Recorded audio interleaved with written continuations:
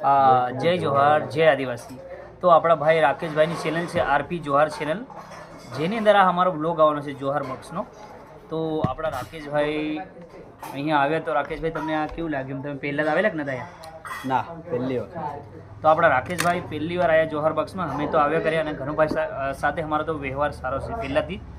તો અમારું ઘનુભાઈનું ઇન્ટરવ્યૂ પણ આવવાનું છે, પણ રાકેશભાઈ મારું ઇન્ટરવ્યૂ લેવા કહેતા હતા, તો રાકેશભાઈ ના પૂછે એના પહેલાં બી હું એમને જવાબ આપીશ, કેમ કે રાકેશભાઈ મને 2-3 દિવસથી કહેતા હતા કે આપણે ઇન્ટરવ્યૂ લેવાનું છે તમારું।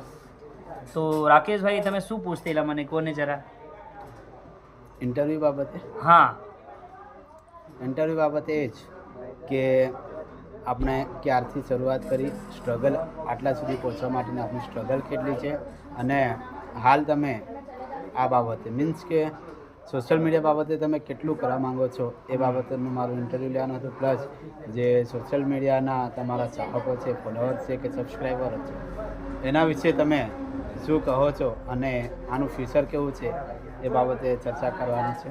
તો પહેલી વાત એ છે કે મેં આ યુટ્યુબ લાઈનમાં બહુ સ્ટ્રગલ કરી છે, અને આની અંદર સપોર્ટ છે તો અમારા ગ્રુપનો છે, જેવી રીતે કે અભિષેકભાઈ માવી છે, સંજય ભાભોર છે, માજુ માવી છે, એવી રીતના બધા યુવા છોકરાઓએ બહુ મહેનત કરી અમારી સાથે। જ્યારે ભણતા મહેનત કરી હતી ત્યારે શર્ટ બી ફાટેલા હતા, લોકોના તાના બહુ સાંભળ્યા, અને અત્યારે અમે બહુ મોટું નામ છે એ પણ મારા આદિવાસી સમાજના સપોર્ટથી છે, અને આ તમારા જેવા લોકોના સપોર્ટથી છે।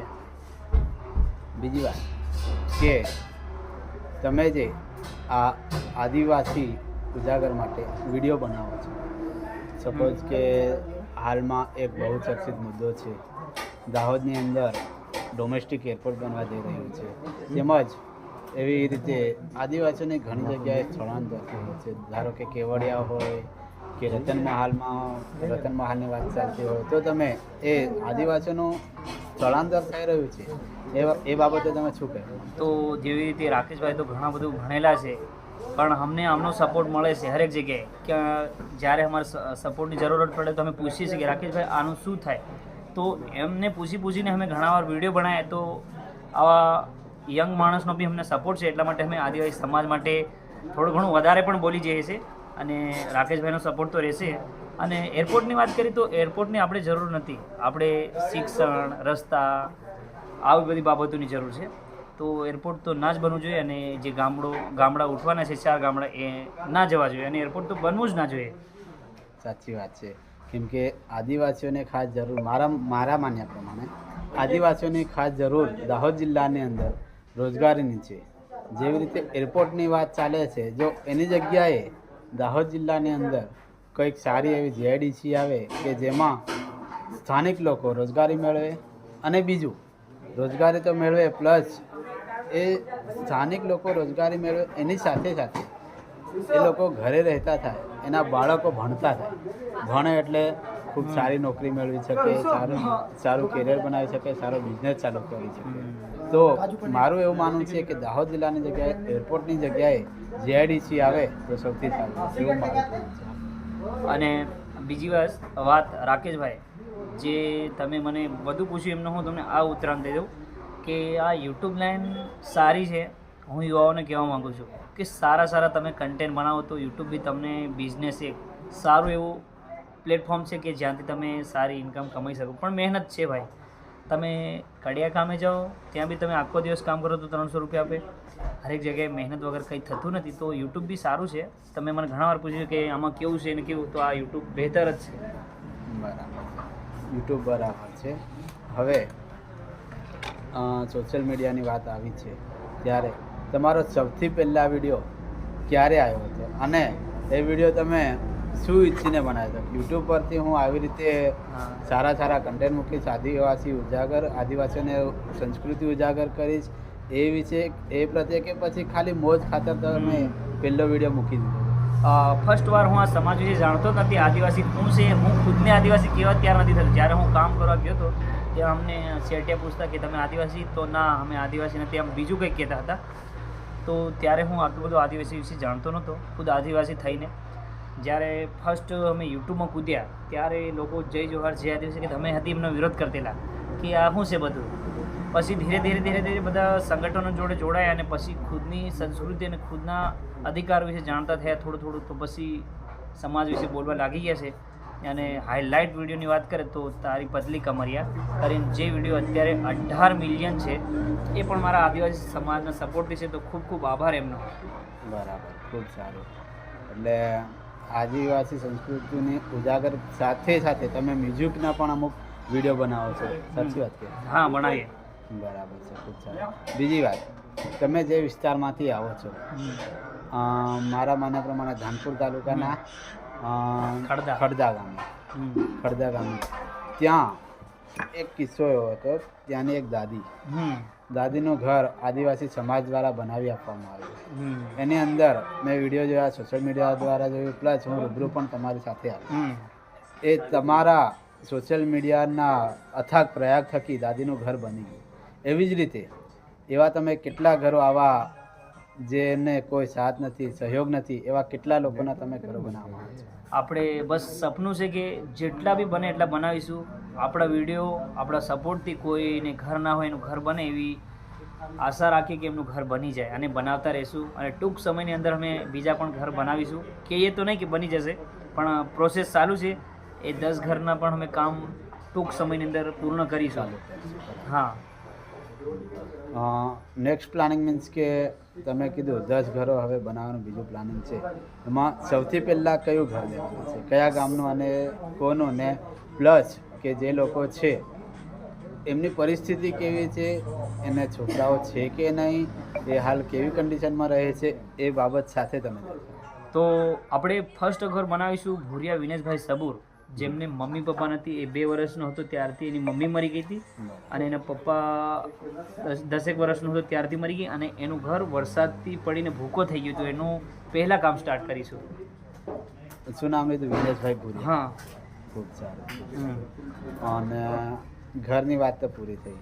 હવે બીજું કે સ્થાનિકોને દાહોદ જિલ્લામાં માઇગ્રેશન મીન્સ કે લોકો બહાર ગામે મજૂરી અર્થે વધારે જાય છે. તો એ લોકો બહાર ગામ મજૂરી કરતા રોકાય અને પોતાના જ વિસ્તારમાં આજુબાજુમાં રોજગારી મેળવી રહે અને પોતાના બાળકો સાથે રાખીને પોતાના વિસ્તારમાં ભણાવી શકે, એવું કરવા માટે તમે સરકારને કાં તો સ્થાનિક નેતાઓને કેવા કાર્યો કરવાનું કહેવું છે? પહેલી વાત તો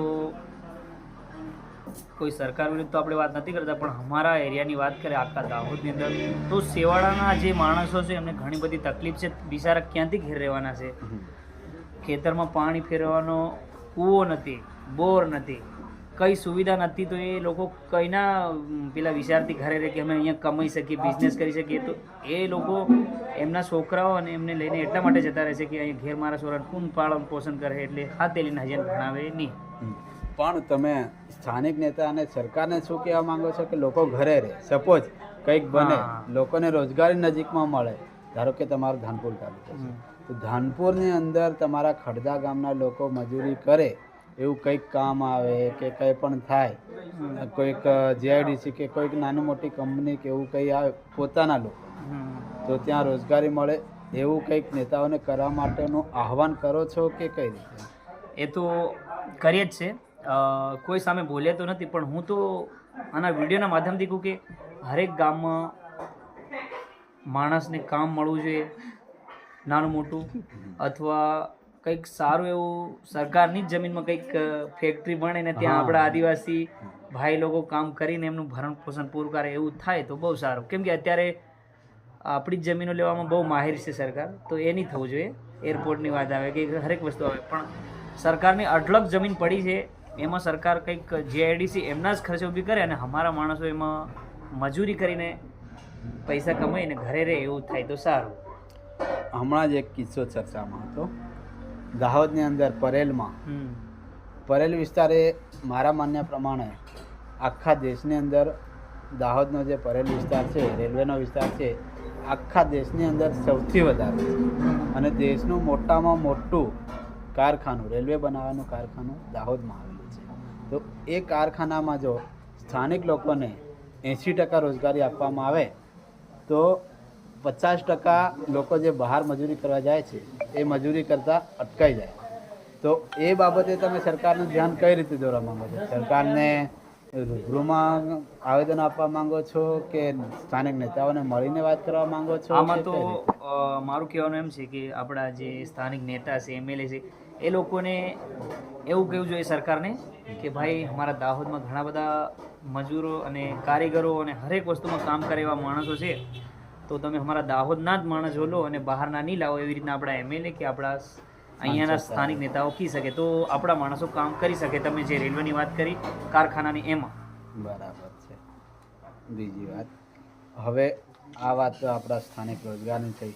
શિક્ષણ બાબતે દાહોદ જિલ્લાના જેટલા પણ સરપંચો છે કે નેતાઓ છે કે સામાજિક કાર્યકર્તાઓ છે, શિક્ષણ બાબતે તમે શું કહેવા માંગો છો? શિક્ષણની વાત આવે તો સ્થાનિક સરપંચ, ગામનો તો સરપંચ હોય તો ત્યાં આગળ શિક્ષક કેટલા આવે છે એના માટે એને એટલે જે તે ગામની સ્કૂલ હોય સ્કૂલમાં જે મારી ગામ છે, ધારો કે ખડદા છે, તે ખડદામાં સરપંચને કેવું જોઈએ કે ભાઈ સ્કૂલમાં કેટલા શિક્ષક આવે, એના માટે શું કરવું પડે, વધારે શિક્ષક લાવવા માટે એના માટે પ્રોસેસ સરપંચને કરવી પડે. એનાથી નહીં થાય તો એ પછી આગળ ઉપર આપણા મોટા નેતા છે એમને કહી શકે તો એ રીતે થઈ શકે. અને છોકરાઓને અત્યારે 1 થી 5 ધોરણની સ્કૂલ હોય, ત્યાં 3 શિક્ષક આવતા તો 2 ધોરણના 4-5 ને કોણ ભણાવે? એટલે બધા સર ભણાવે તો એમાં કઈનાને ભણાવી રહ્યો કઈના નહીં ભણાવી રહ્યો એવી રીતના થાય છે. તો છોકરાઓ મતલબ કન્ફ્યુઝ થઈ જશે ને ભણતા નથી સારી રીતે. બરાબર. અને અભ્યાસક્રમ પણ સારો રહેતો નહીં. હા, સાચી વાત છે. બીજું કે છોકરાઓ સપોઝ જેમ તેમ કરીને ભણે, 12મું પાસ કરે, કોલેજ સુધી પહોંચે, પણ જે સ્પર્ધાત્મક પરીક્ષાઓ આવે જેવી કે નોકરી માટેની પરીક્ષાઓ આવે, એ પરીક્ષાઓ માટે પોતાના વિસ્તારની અંદર એ તૈયારી કરી શકે એના માટે લાઇબ્રેરી બનાવવા માટે દરેક સ્થળે, જાહેર સ્થળે કે મીન્સ એક ગામમાં એક લાઇબ્રેરી હોય, એના માટે તમે સરપંચોને કેવી અપીલ કરો છો? કે બસ હું તો એવું કહેવા માંગુ, ચાલો ગામમાં તો નહીં ભણે પણ એક બજારમાં એક લાઇબ્રેરી ખુલે.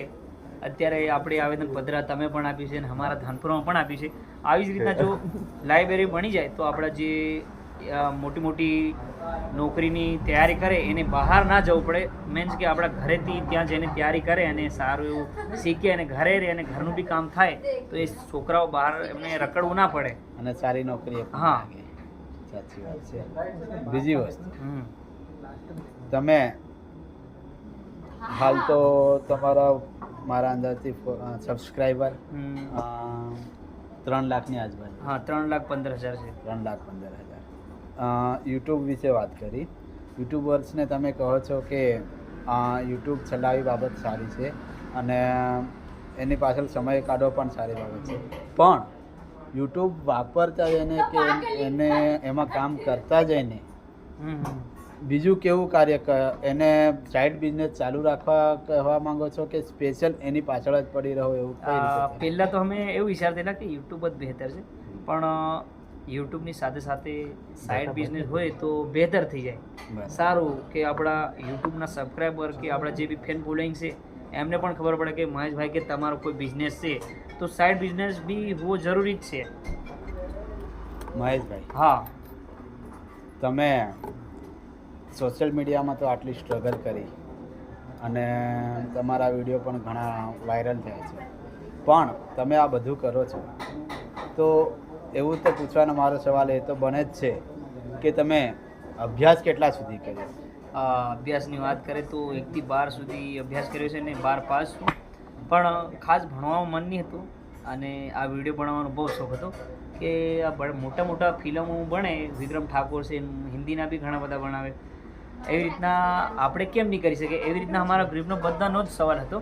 તો પછી અમે મંડી પડે વિડીયો બનાવવા કાંઈ એમ રોજ નાખીએ એમ કરતાં કરતાં કરતાં અમારા નાગિન ડાન્સ વિડીયો વાયરલ થઈ રહ્યા યુટ્યુબમાં, ટીમલી ડાન્સ. ત્યાંથી અમને સફળતા મળી ગયેલી, ત્યાંથી ફિર અમે છોડ્યું જ નહીં યુટ્યુબ અને બહુ સારું એવું ઇન્કમ પણ આવી, કમાયા પણ, ઘરના બી ખુશ રાખે, નહીં રાખે એવી વાત નહીં મેં, પણ બહુ સ્ટ્રગલ તો કર્યું જ છે અમે. તમે શરૂઆતમાં આવા વિડીયો બનાવતા હતા, હા, એ વિડીયો બનાવે એ વખતે ઘરવાળાએ કેટલો સપોર્ટ કર્યો, ના સપોર્ટ કર્યો કે લડતા હતા? કેવું શરૂઆતમાં કેવું થયું? રાકેશભાઈ, શરૂઆતની વાત તો ઘરનાએ તો સપોર્ટ કર્યો હતો પણ પૈસા માંગતો મહિને. કમાઈ રહ્યો છે, ગમતો રખડી રહ્યો છે અને બહારના લોકોએ બી બહુ તકલીફ મને આપી કે ગાંડા જોક તમારો છોરો કરે, ગાંડા જોક વિડીયો બનાવે ને આમ તેમ ઘણી બધી તકલીફ. કહેવાનો મતલબ આપણી ભાષામાં ચડાવે. હા, ઘેરના સડાવતા ઘેરના મને બોલતા કે આ આવું બોલી રહ્યા અને આવું નથી કરે, મને ના બી પાડી, પણ હું એકનો બી નહીં થાય, મેં મારું કામ શરૂ રાખ્યું અને ગરીબના છોરાને હાથે લઈને સાથ રાખી આ કરવાનું છે. આ બધા હાથે મળીને કામ કર્યું અને બધા જ ખુદની યુટ્યુબ ચેનલ લઈ રહ્યા અને બધા નાનું મોટી ઇન્કમ કમાય છે. આ યુટ્યુબ બાબતે તમે તમારો બેસ્ટ અને આદર્શ કોને માનો કે જેમને તમને કંઈ પણ નાની મોટી તકલીફ પડી હોય, તમે શરૂઆત કરી યુટ્યુબની એ વખતે નાની મોટી કંઈ તકલીફ પડી હોય કે કંઈ પણ તમે એને ફોનથી પૂછતા હોય, રૂબરૂ પૂછતા હોય કે ભાઈ મારે આવી આવી તકલીફ આવી છે, તમને ખૂબ સારો સપોર્ટ કર્યો હોય તો એવી વ્યક્તિનું નામ તમે તો જણાવશો? પહેલાં તો વિકીભાઈને પણ આભાર ઓછો માનું. રાહુલભાઈ ભુરિયાને મળ્યા અને ફર્સ્ટ મારી ચેનલ મોનિટાઈઝ રાહુલભાઈ ભુરિયાએ કરી, એના બાદ વિકીભાઈ જોડે મુલાકાત થઈ. એટલે બંનેનો આદર્શ છે. જ્યારે કંઈ બી તકલીફ પડે, કંઈ બી નાની મોટી, તો એ અમને રાત દિવસ સપોર્ટ કરે, એટલે એમનો આભાર માનીશું. ભલે અમે કેમ અલગ નહીં થઈ જઈએ, પણ એમનો આદર્શ તો હું ક્યારેય નહીં ભૂલું, રાહુલભાઈ ભુરિયાનો. એટલે આટલા સુધી લાવવાનો હાથ તો તમારી પાછળ, એટલે સ્ટાર્ટિંગમાં ઉપર કરવા માટેનો એની પાછળ હાથ તમારા રાહુલ ભુરિયા અને વિકેભાઈ. હા, એ બેનો છે. બરાબર, ખૂબ સારું છે. વિકેભાઈના વિડીયો અમે પણ જોયા, ખૂબ સારું છે. બસ વિકેભાઈ આદિવાસી સમાજ વિશે બોલે છે એવું મેં સાંભળ્યું છે. અમુક એવા કલાકારો છે કે આદિવાસી અસ્મિતાને ઠેસ પહોંચાડે છે. અને એમના માટે હું પણ કહેવા માગું છું, ભલે તમે કોઈ બી મ્યુઝિક લાઈનમાં કામ કરો, પણ જ્યારે સમાજની વાત આવે ત્યારે તમે બે શબ્દ બોલો તો તમે નાના નહીં દેખાઈ જાઓ. એટલે એ તો હું મારા ખુદના બી કહેવા માગું છું ને, હું સમાજ માટે બોલું તો હું એવું નથી કહેતો કે એ નહીં બોલે એટલે એમની ઇજ્જત કાઢી રહ્યું, પણ બધાને બોલવું જોઈએ જ્યારે સમાજની વાત આવે ત્યારે. જ્યારે વિડીયો અપલોડ કરે ત્યારે તમને બી ખબર છે, ઘણા લોકો કહે જય જોહાર, જય આદિવાસી, મારી ટીમલી આવી રહી કે કંઈ બી આવી રહી, પણ ભાઈ તમે ટીમલીને લાઈક શેર કરવા કોના માટે કહો છો? તમે આદિવાસી સમાજને કહો છો. તો જ્યારે સમાજની વાત આવે તે સમાજને પણ સપોર્ટ કરો એવી હું આશા રાખું અને કરજો જ. ખૂબ સારું છે. આવા દરેક કલાકારને કે દાહોદ જિલ્લાના હોય કે છોટાઉદેપુરના હોય, મધ્યપ્રદેશના હોય કે પૂરા દેશના હોય, દરેકને કહેવા માંગુ છું કે જે જગ્યાએ આદિવાસીઓ વિશે બોલવાનું હોય એ જગ્યાએ તમે બોલવાનું રાખજો જ, કેમ કે તમે આદિવાસી સમાજના કારણે છો. એટલે તમે આદિવાસી સમાજ વિશે તો કોઈ પણ જગ્યાએ બોલવાનું રાખશો એવું તમે કહેવા માંગો છો. બરાબર.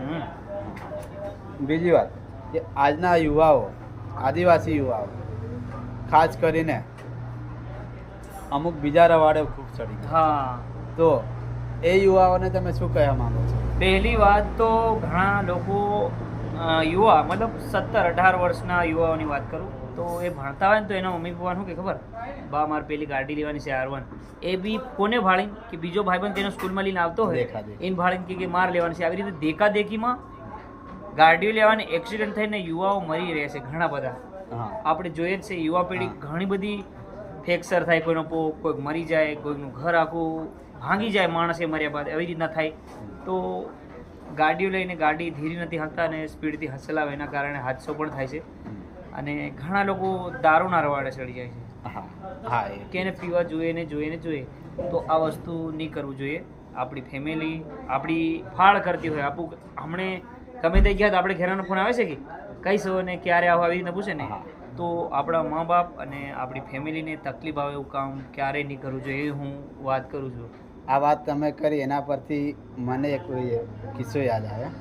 એમાં એક છોકરાનું એક્સિડન્ટ થયેલું હતું અને એને પોતાની બાઇક પર એવું લખેલું હતું કે mom dead is waiting your help.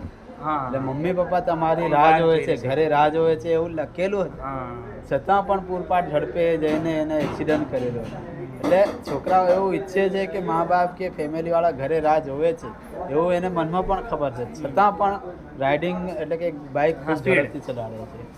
તો એવા યુવાઓને છેતી જવું જોઈએ અને હકીકત મનમાં એવું રાખવું જોઈએ કે તમે તો તમારી જિંદગી છોડીને જતા રહે, પણ તમારી પાછળ તમારી મા બાપ છે કે સપોઝ તમે મેરેજ કર્યા હોય તો તમારા નાના નાના બાળક, એમની પાછળથી જિંદગી કેવી થશે એના વિશે તમે વિચારીને આ બાઇક રાઇડિંગ કરવાનું કરતા હોય તો ખૂબ સારું એવું મારું માનવું છે.